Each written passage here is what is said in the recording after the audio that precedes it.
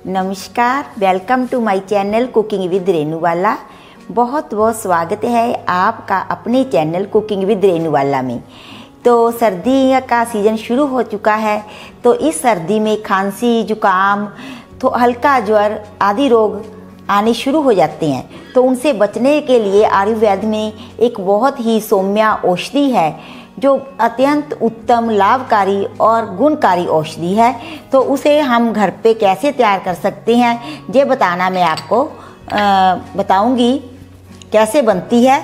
ये बहुत ही सौम्य औषधि है, आप बच्चों को निरापद है, बिना किसी साइड इफ़ेक्ट के काम करती है। इसके बहुत से फ़ायदे भी हैं। तो इसके लिए हमें क्या क्या इंग्रेडिएंट चाहिए, ये है 80 ग्राम मिश्री, 40 ग्राम है वंश लोशन और 20 ग्राम पिपली ऐसी होती है। इसका चूर्ण मेरे पास पहले ही घर में पड़ा था, क्योंकि कुकिंग की रेसिपीज पाने के कारण अक्सर मुझे इसकी ज़रूरत पड़ती है, तो मैंने इकट्ठा बनाकर रखा हुआ है। इस प्रकार की रहती है, मैंने आपको दिखाने के लिए ही रखी थी कि इस प्रकार की औषधि का 20 ग्राम है ये।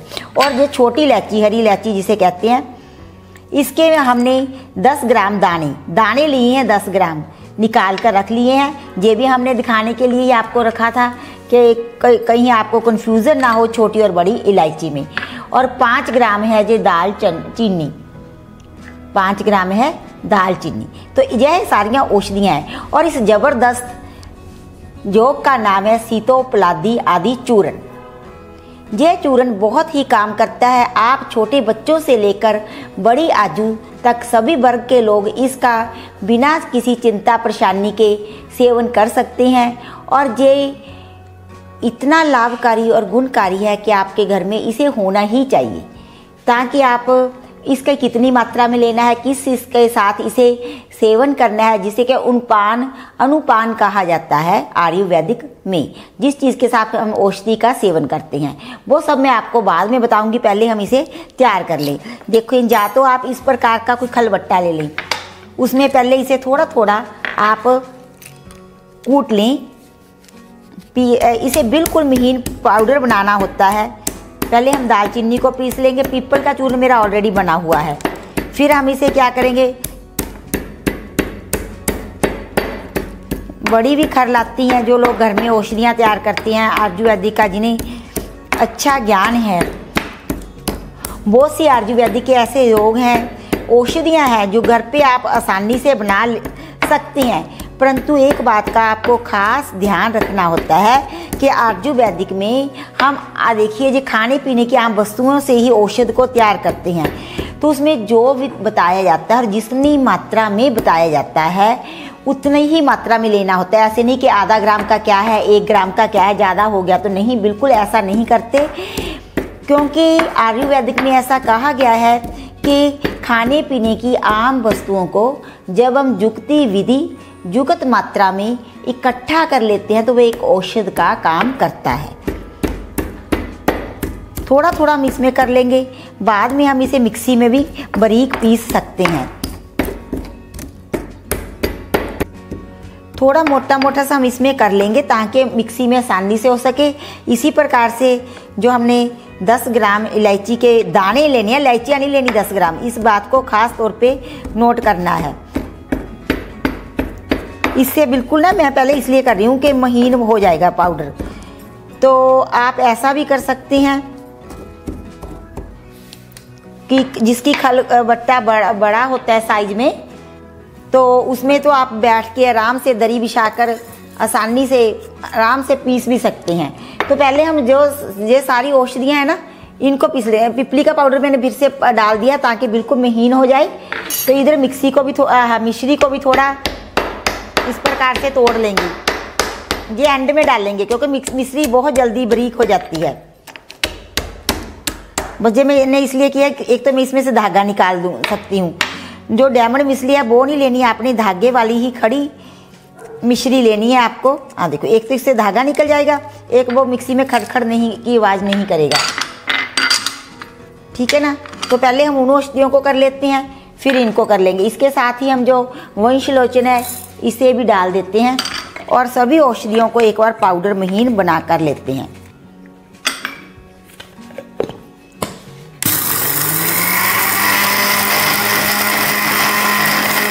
देखिए जो औषधियाँ हमने डाली थी बिल्कुल महीन हो गई हैं, बिल्कुल पाउडर रूप में।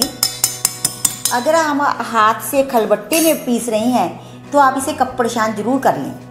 तो इसके पश्चात मैं मिश्री ऐड करूँगी। मिश्री सबसे बाद में हमने इसलिए ऐड की है क्योंकि ये बहुत ही जल्दी पिस जाती है।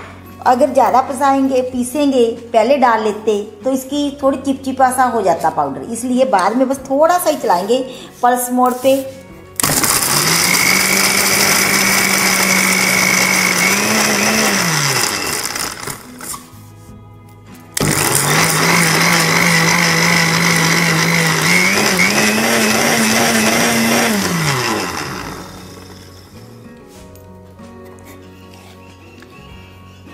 देखिए जो हमारा सीतोपलयादी चूर्ण है वो बनकर बिल्कुल तैयार हो गया है।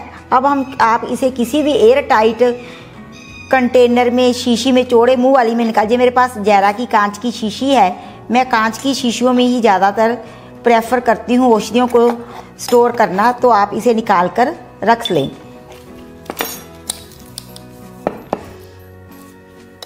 बिल्कुल एयर टाइट होनी चाहिए, नहीं जो चूर्ण है जो सीलन पकड़ लेगा।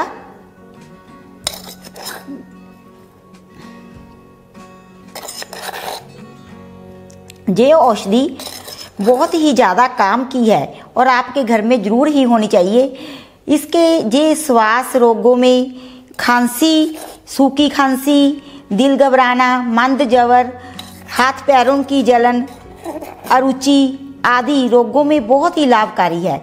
खांसी जुकाम में तो ये रामबन औषध है और इसका कैसे सेवन करना है जो मैं आपको बताऊंगी। आप क्या करें कि इसका सेवन शहद के साथ किया जाता है। छोटे बच्चों को आप बेधड़क होकर इसका इस्तेमाल करवा सकते हैं बजाय के स्ट्रॉन्ग एंटीबायोटिक्स देने के। तो यह औषधि सिर्फ खांसी जुकाम में ही नहीं काम करती, और भी बहुत से रोगों का नाश करती है। क्षय रोग की खांसी में ये विशेष तौर पर काम करती है।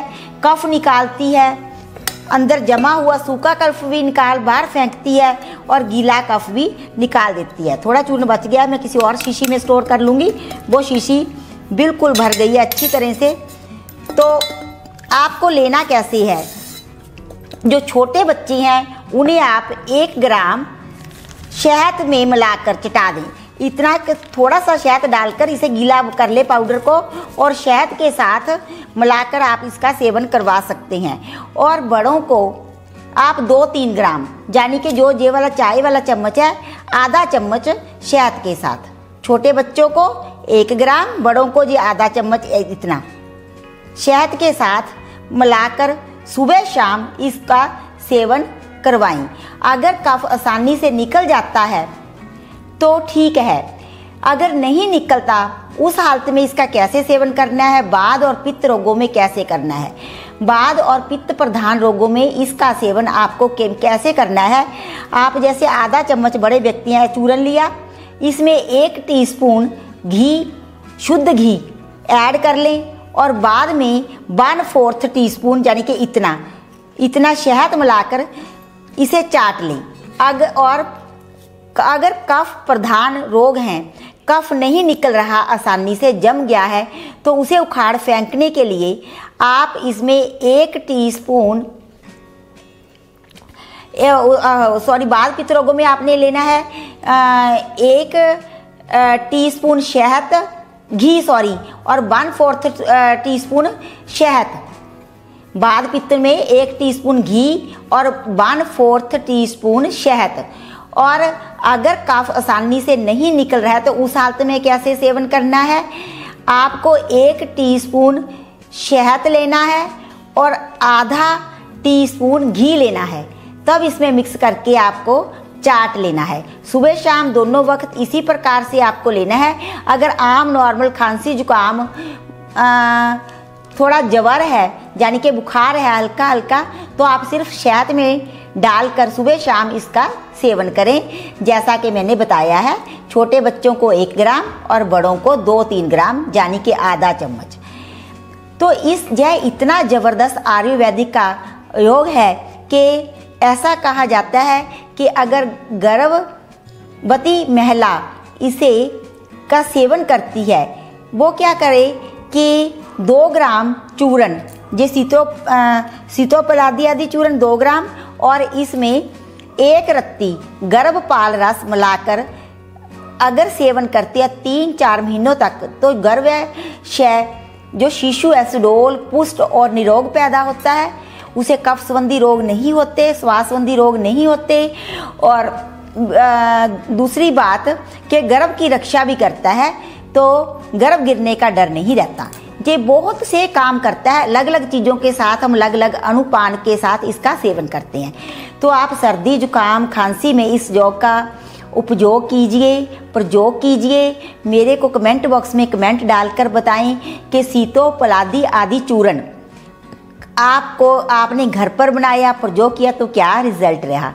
बाजार में ये इसी नाम से बना बनाया पतंजलि, डाबर, वैद्यनाथ सभी कंपनियों के आते हैं, आप वहाँ से भी खरीद सकते हैं और बहुत आसान है, आप बना भी सकते हैं। आयुर्वेद की ऐसी बहुत सी औषधियाँ हैं जो बड़ी आसानी से आप अगर सही मेथड को फॉलो करते हैं तो आप घर में तैयार कर सकते हैं। आयुर्वेद को अपनाएं, स्वस्थ या सुखी जीवन पाएं। तो इसी के साथ एक और मैसेज को याद रखें, पेड़ पौधे लगाएं, पानी बचाएं। तो अब हम मिलेंगे अपनी नेक्स्ट रेसिपी या नुस्खे के साथ, तब तक के लिए शुक्रिया, बाय बाय, धन्यवाद।